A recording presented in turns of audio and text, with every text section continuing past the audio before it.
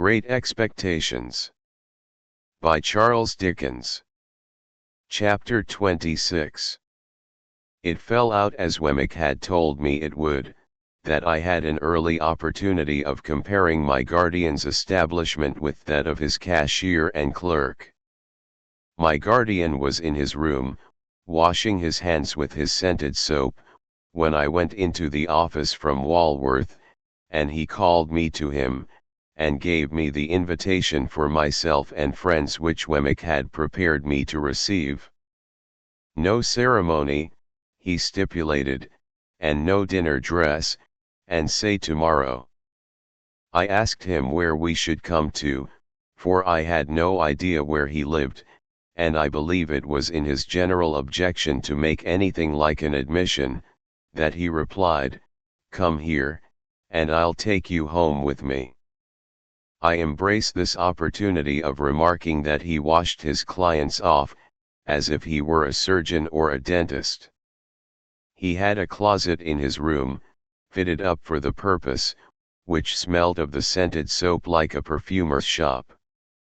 It had an unusually large jack towel on a roller inside the door, and he would wash his hands, and wipe them and dry them all over this towel, whenever he came in from a police court or dismissed a client from his room. When I and my friends repaired to him at 6 o'clock next day, he seemed to have been engaged on a case of a darker complexion than usual, for we found him with his head butted into this closet, not only washing his hands, but laving his face and gargling his throat. And even when he had done all that, and had gone all round the jack towel, he took out his penknife and scraped the case out of his nails before he put his coat on.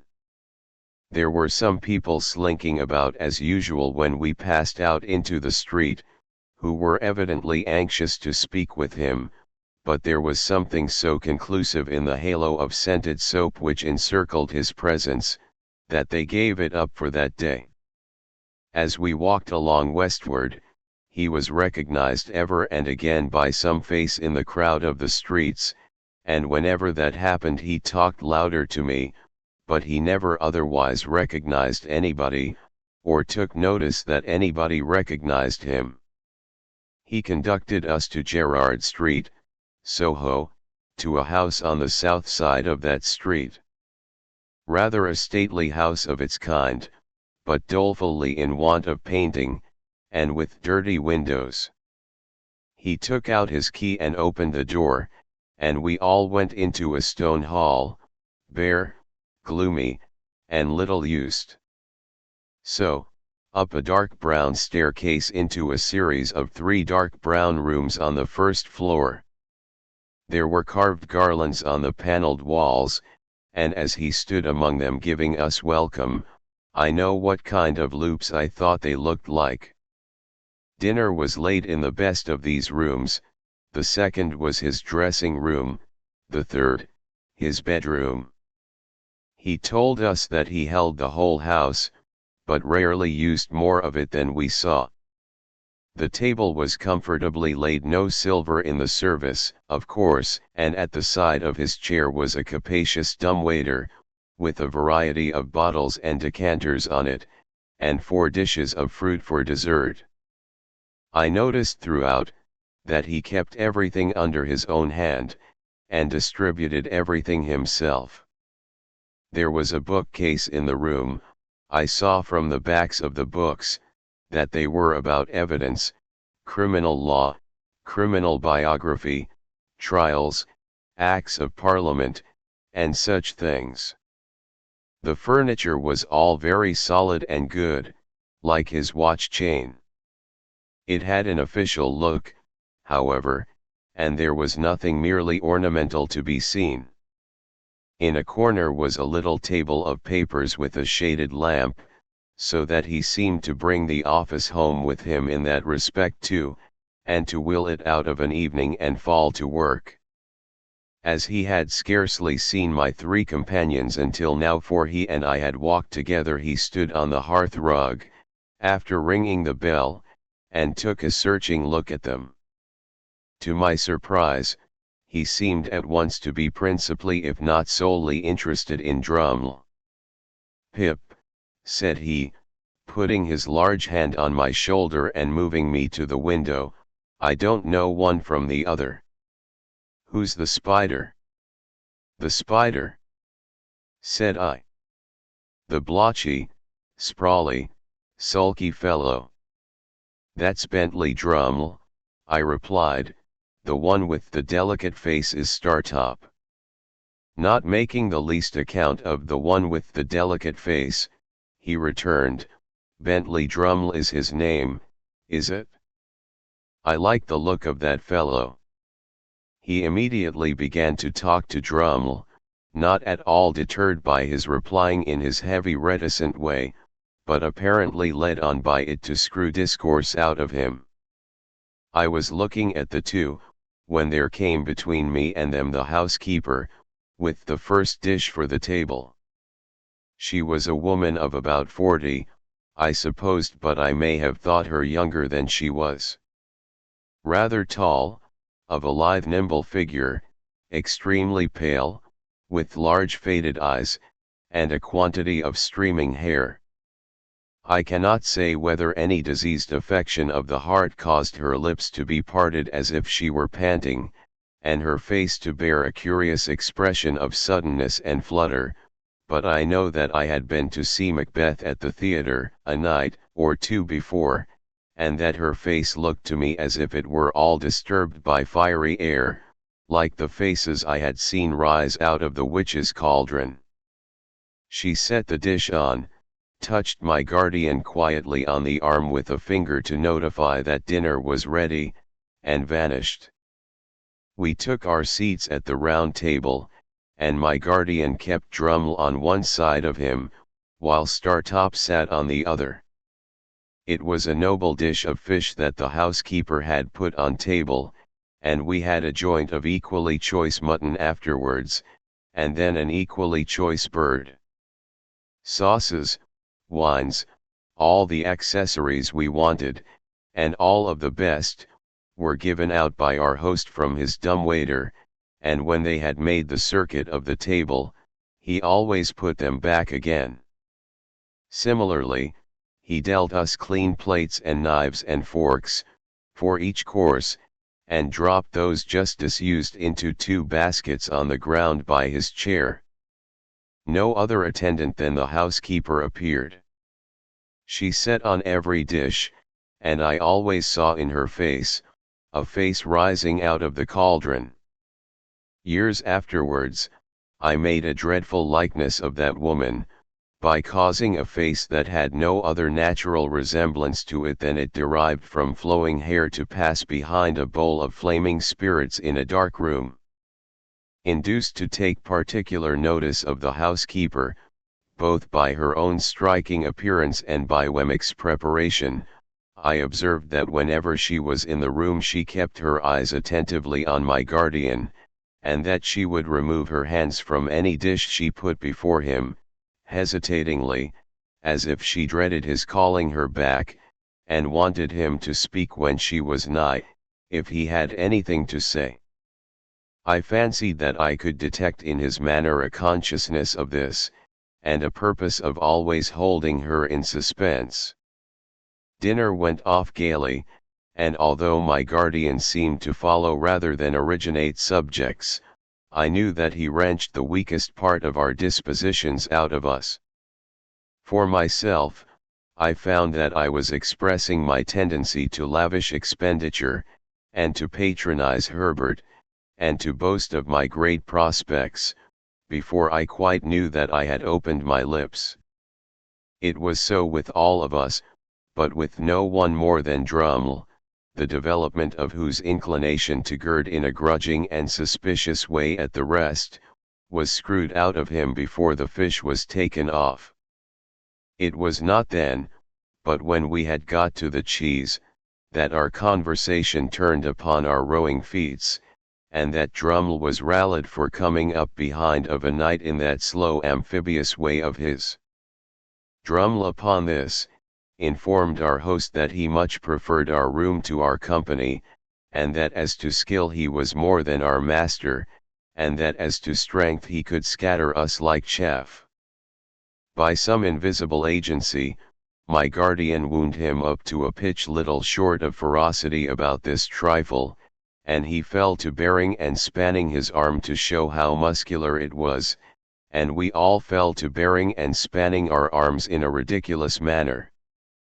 Now the housekeeper was at that time clearing the table, my guardian, taking no heed of her, but with the side of his face turned from her, was leaning back in his chair biting the side of his forefinger and showing an interest in Drummle, that, to me, was quite inexplicable. Suddenly, he clapped his large hand on the housekeeper's, like a trap, as she stretched it across the table. So suddenly and smartly did he do this, that we all stopped in our foolish contention. "If you talk of strength," said Mr. Jaggers, "I'll show you a wrist. Molly, let them see your wrist." Her entrapped hand was on the table, but she had already put her other hand behind her waist. "Master," she said, in a low voice, with her eyes attentively and entreatingly fixed upon him. "Don't." "I'll show you a wrist," repeated Mr. Jaggers, with an immovable determination to show it. "Molly, let them see your wrist." "Master," she again murmured. "Please." "Molly," said Mr. Jaggers, not looking at her, but obstinately looking at the opposite side of the room, "let them see both your wrists. Show them. Come." He took his hand from hers, and turned that wrist up on the table. She brought her other hand from behind her, and held the two out side by side. The last wrist was much disfigured, deeply scarred and scarred across and across. When she held her hands out she took her eyes from Mr. Jaggers, and turned them watchfully on every one of the rest of us in succession.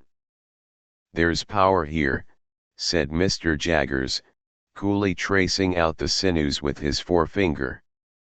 "Very few men have the power of wrist that this woman has.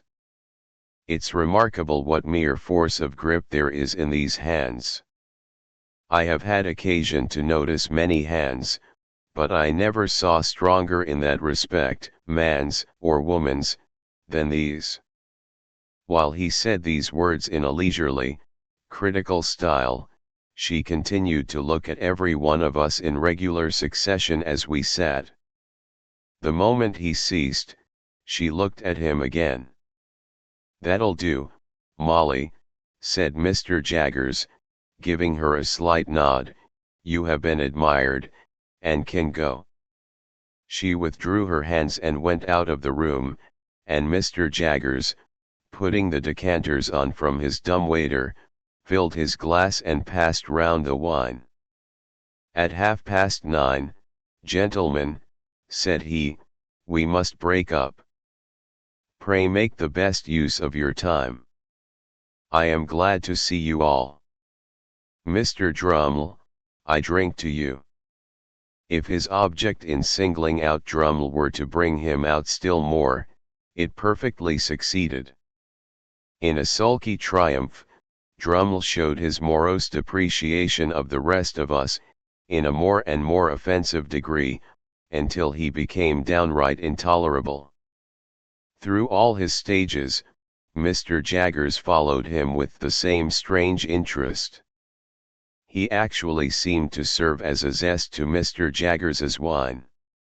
In our boyish want of discretion I dare say we took too much to drink, and I know we talked too much. We became particularly hot upon some boorish sneer of Drummle's, to the effect that we were too free with our money.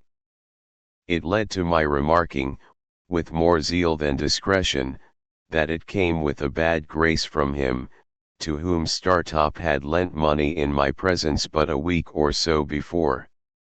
"Well," retorted Drummle, "he'll be paid." I don't mean to imply that he won't, said I, but it might make you hold your tongue about us and our money, I should think. You should think, retorted Druml.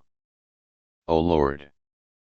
I dare say, I went on, meaning to be very severe, that you wouldn't lend money to any of us if we wanted it. You are right, said Druml. I wouldn't lend one of you a sixpence. I wouldn't lend anybody a sixpence. Rather mean to borrow under those circumstances, I should say. You should say, repeated Druml. Oh Lord. This was so very aggravating, the more especially as I found myself making no way against his surly obtuseness, that I said, disregarding Herbert's efforts to check me. Come, Mr. Druml, since we are on the subject, I'll tell you what passed between Herbert here and me, when you borrowed that money. I don't want to know what passed between Herbert there and you, growled Druml. And I think he added in a lower growl, that we might both go to the devil and shake ourselves. I'll tell you, however, said I, whether you want to know or not. We said that as you put it in your pocket, very glad to get it, you seemed to be immensely amused at his being so weak as to lend it. Druml laughed outright, and sat laughing in our faces, with his hands in his pockets and his round shoulders raised, plainly signifying that it was quite true, and that he despised us as asses all. Hereupon Startop took him in hand, though with a much better grace than I had shown, and exhorted him to be a little more agreeable. Startop, being a lively, bright young fellow, and Druml being the exact opposite, the latter was always disposed to resent him as a direct personal affront. He now retorted in a coarse, lumpish way, and Startop tried to turn the discussion aside with some small pleasantry that made us all laugh. Resenting this little success more than anything, Druml, without any threat or warning, pulled his hands out of his pockets, dropped his round shoulders, swore, took up a large glass, and would have flung it at his adversary's head, but for our entertainers dexterously seizing it at the instant when it was raised for that purpose. Gentlemen, said Mr. Jaggers, deliberately putting down the glass, and hauling out his gold repeater by its massive chain, I am exceedingly sorry to announce that it's 9:30. On this hint we all rose to depart. Before we got to the street door, Startop was cheerily calling Druml old boy, as if nothing had happened. But the old boy was so far from responding, that he would not even walk to Hammersmith on the same side of the way, so Herbert and I, who remained in town, saw them going down the street on opposite sides, Startop leading, and Druml lagging behind in the shadow of the houses, much as he was wont to follow in his boat.